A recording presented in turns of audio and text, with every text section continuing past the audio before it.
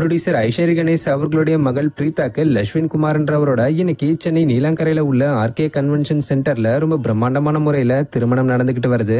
இந்த திருமண விழாவுல தமிழ் சினிமா பிரபலங்கள், அரசியல் பிரமுகர்கள், தொழிலதிபர்கள்னு இப்படி பல பேர் கலந்துகிட்டு வராங்க. அந்த வகையில ஆக்டர் ரவிமோகன் தன்னுடைய தோழியும் சிங்கருமான கெனிஷாவோட இந்த நிகழ்ச்சிக்கு வந்துட்டு போயிருக்கிறது சோசியல் மீடியால பேசு பொருளா மாறி இருக்கு. ஆக்சுவலா ஆக்டர் ரவிமோகன் போன வருஷம் தன்னுடைய மனைவி ஆர்த்திய பிரியறதா சொல்லி அறிக்கை ஒண்ணு வெளியிட்டது மட்டும் இல்லாம கோர்ட்லயும் டிவோர்ஸ்க்கு அப்ளை பண்ணது நம்ம எல்லாருக்குமே தெரிஞ்ச ஒரு விஷயம் தான்.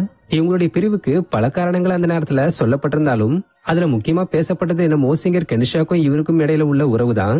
பட் அதுக்கப்புறம் ஆக்டர் ரவிமோகனே எனக்கும் கெனிஷாக்கும் இடையில உள்ளது ஒரு நல்ல நட்பு மட்டும் தான் உறுதியா சொல்லி அது சம்பந்தப்பட்ட வதந்திகளுக்கு முற்றுப்புள்ளி வச்சிருந்தாரு. அதே நேரத்துல ஆக்டர் ரவிமோகன் தன்னுடைய மனைவி ஆர்த்தியை பிரியறதுல உறுதியா இருந்தாலும் ஆர்த்தி அவர்கள் இதுல சுத்தமா உடன்பாடே இல்லாம தான் இருந்துகிட்டு வராங்க. மேலும் எங்களுடைய டிவோர்ஸ் கேஸ்க்கு இன்னும் தீர்ப்பு வரலன்றதும் குறிப்பிடத்தக்க விஷயம்.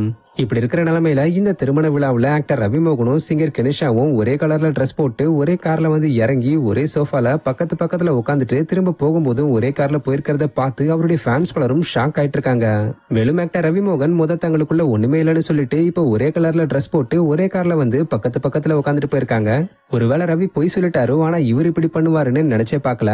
இவங்க ரெண்டு பேரும் மேரேஜ் பண்ணிக்க போறது உறுதி, அதுக்கு மக்களை பழக்கதான் ரவி இப்படி வந்துட்டு போயிருக்காருனோ இப்படி பலவிதமா இதை பார்த்து பலரும் இப்ப சோசியல் மீடியால பேச தொடங்கியிருக்காங்க. சோ இதுக்கெல்லாம் ஆக்டர் ரவிமோகன் விளக்கம் கொடுப்பாரா இல்லனா அப்படியே கண்டுக்காம விட்டுருவாரான்றத வெயிட் பண்ணி பார்ப்போம்.